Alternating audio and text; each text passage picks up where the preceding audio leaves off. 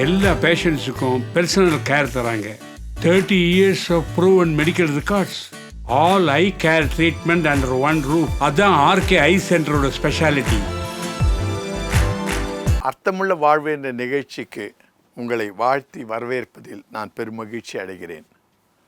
சில வாரங்களாக தேவனுடைய திட்டம் ஆதியாகமத்தில் எப்படியாக வெளிப்படுத்தப்பட்டுள்ளது,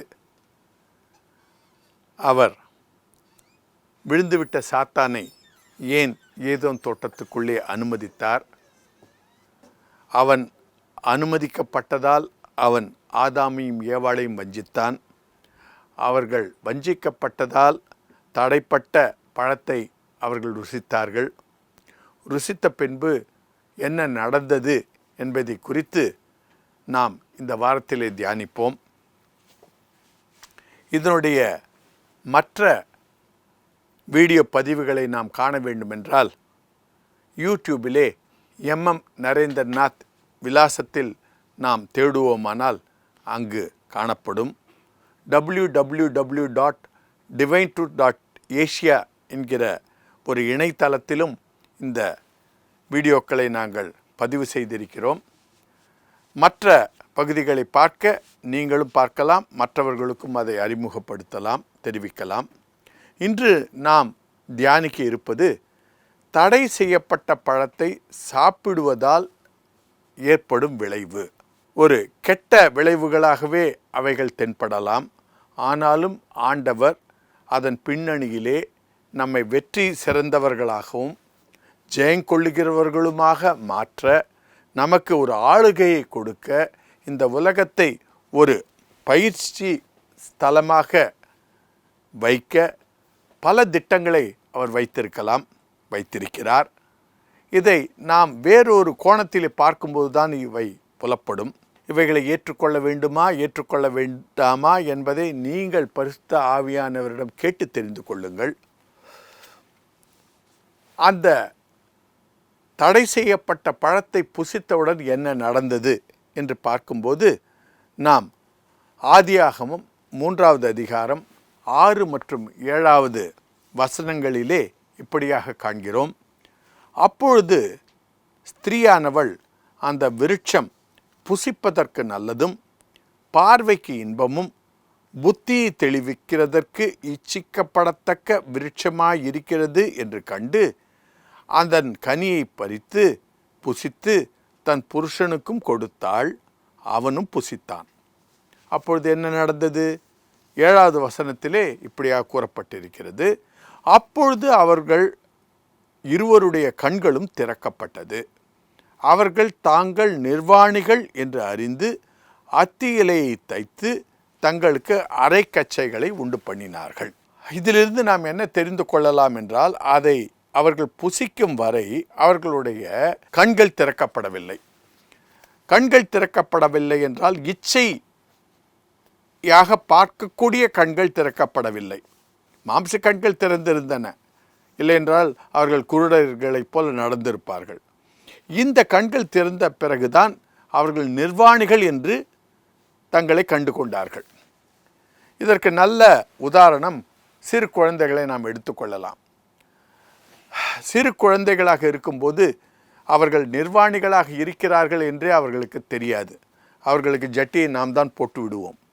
ஆனாலும் ஒரு காலகட்டத்திலே இந்த கனியை புசித்ததன் காரணமாக ஒரு வாலிப பருவம் வரும்போது அவர்களுக்கு இச்சைகள் இவைகளெல்லாம் தெரிகின்றன.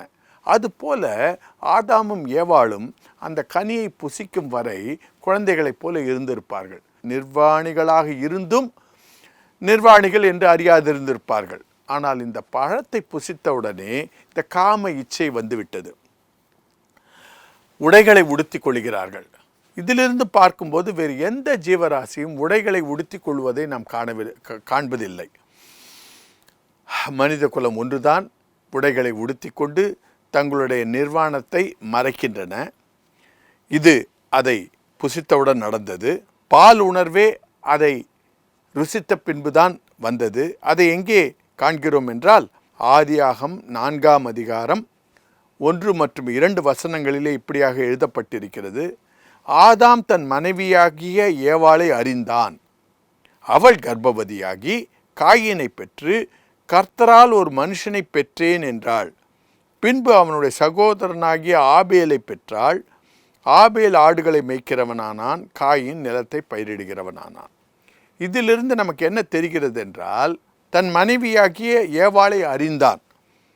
ஆங்கிலத்தில் இப்படியாக எழுதப்பட்டிருக்கிறது, Adam made love to his wife Eve and she became pregnant. So இது அந்த கனியை கடிக்கும் வரை அவர்களுக்கு அந்த பால் உணர்வு வரவில்லை. கடித்த பிறகுதான் இந்த பால் உணர்வு வருகிறது. பால் உணர்வு வந்த பிறகுதான் அவன் ஏவாளை அறிகிறான். அறிந்த பிறகுதான் அவள் கர்ப்பவதியாகிறாள். கர்ப்பவதியான பிறகுதான் அவள் காயினை பெற்று ஆபேலை பெற்று பலுகி பெருக ஆரம்பிக்கிறார்கள். இது தடை செய்யப்பட்ட பழத்தை சாப்பிடுவதால் ஏற்பட்ட மற்ற ஒரு விளைவு. முதல் விளைவு கண்கள் திறக்கப்பட்டது. இரண்டாவது விளைவு குழந்தைகளை பெற ஆரம்பித்தார்கள். மூன்றாவதாக முக்கியமான ஒன்று, இதை கடித்த பின்புதான் அவர்களுக்கு நன்மை தீமை அறிகிற அறிவே வந்தது.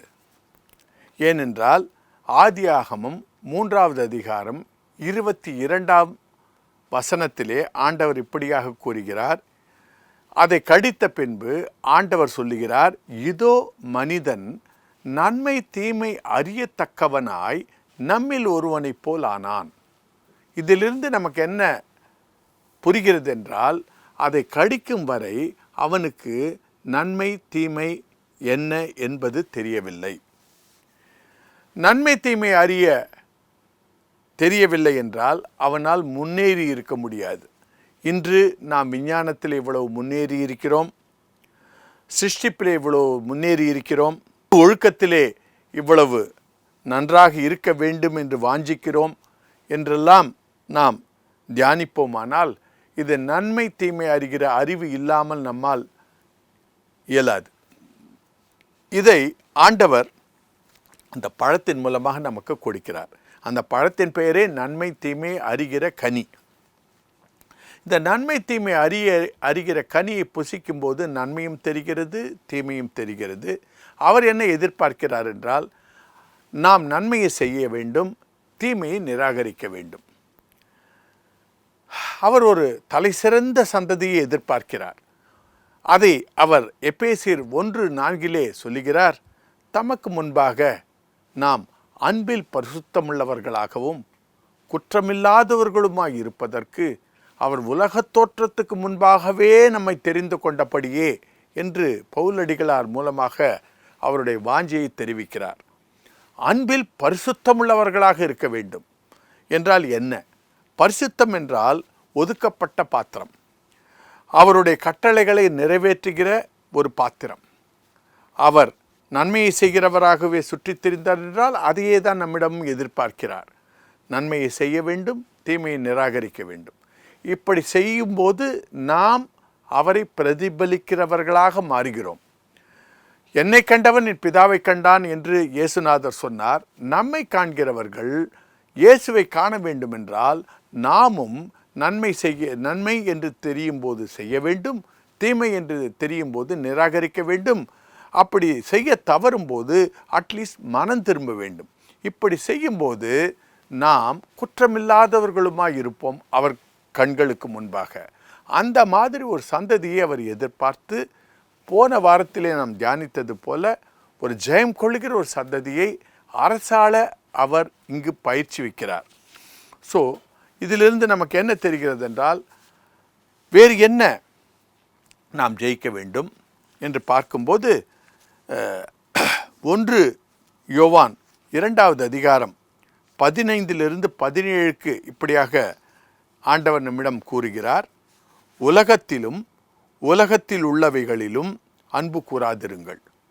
ஒருவன் உலகத்தில் அன்பு கூர்ந்தால் அவனிடத்தில் பிதாவின் அன்பு இல்லை. ஏனெனில் மாம்சத்தின் இச்சையும் கண்களின் இச்சையும் ஜீவனத்தின் பெருமையுமாகிய உலகத்தில் உள்ளவைகளெல்லாம் பிதாவினால் உண்டானவைகள் அல்ல, அவைகள் உலகத்தினால் உண்டானவைகள். உலகமும் அதன் இச்சையும் ஒழிந்து போம். தேவனுடைய சித்தத்தின்படி செய்கிறவனோ என்றென்றைக்கும் நிலைத்திருப்பான். இந்த வாரத்திலே நாம் என்ன தியானித்து கொண்டிருக்கிறோம் என்றால், அந்த தடைப்பட்ட பழத்தை ருசித்த போது என்ன நடந்தது என்று பார்த்தால், மாம்சத்தின் இச்சை வந்தது, கண்களின் இச்சை வந்தது, ஜீவனத்தின் பெருமை வந்தது. இவைகளெல்லாம் வரும், ஆண்டவர் அனுமதிக்கிறார்.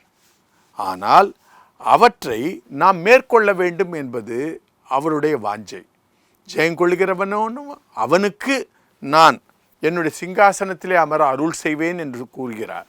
அப்பொழுது ஜெயம் கொள்ள வேண்டும் என்றால் இவைகளெல்லாம் வரும், ஆனாலும் நீ அவற்றை மேற்கொள்ள வேண்டும் என்பது அவருடைய திட்டம், வாஞ்சை. அதை நாம் புரிந்து கொண்டு பெருமையை மேற்கொள்ள வேண்டும், இச்சைகளை மேற்கொள்ள வேண்டும். மாம்சத்தின் இச்சை, கண்களின் இச்சை, வேதாகமத்திலே பார்க்கும்போது இவற்றையெல்லாம் மேற்கொள்ள வேண்டும் என்று எல்லா இடத்திலும் ஆண்டவர் சொல்லியிருப்பார். இதை மேற்கொள்ள முதலாவது அந்த பழத்தின் மூலமாக இவற்றையெல்லாம் அனுமதித்து, இப்பொழுது நம்மிடத்தில் அவர் என்ன எதிர்பார்க்கிறார் என்றால், மேற்கொள்ளுகிறவனுக்கு நான் இந்த பொறுப்புகளை எல்லாம் நான் கொடுப்பேன், அவனை என் சிங்காசனத்திலே அமர அருள் செய்வேன். நாம் என்ன செய்ய வேண்டும் என்றால், உலகமும் அதன் இச்சையும் ஒழிந்து போகும், ஆனாலும் தேவனுடைய சித்தத்தின்படி செய்கிறவனோ என்றென்றைக்கும் நிலைத்திருப்பான். தேவனுடைய சித்தம் என்ன? நாம் உலக தகப்பனாக இருக்கும்போது நம்முடைய சித்தம் பிள்ளைகளுக்கு என்ன?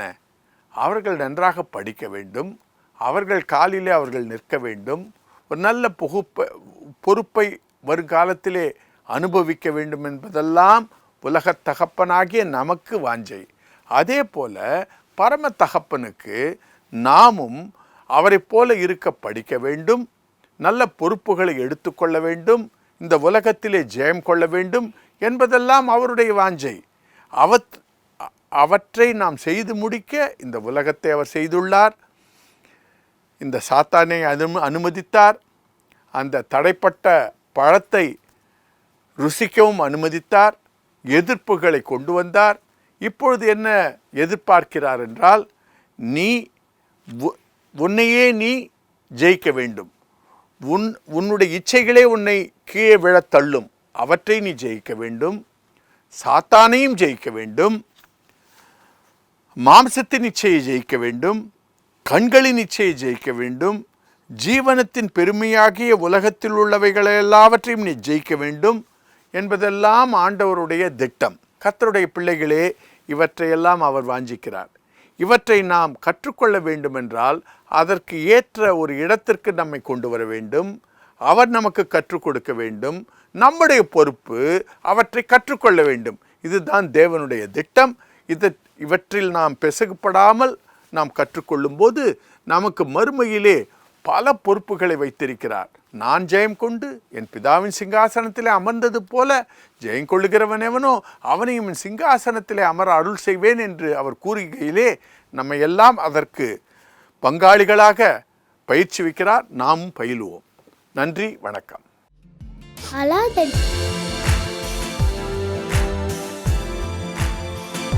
எல்லா பேஷண்ட்ஸுக்கும் பர்சனல் கேர் தராங்க. 30 years of proven medical records. All eye care treatment under one roof. அதான் ஆர்கே ஐ சென்டரோட ஸ்பெஷாலிட்டி.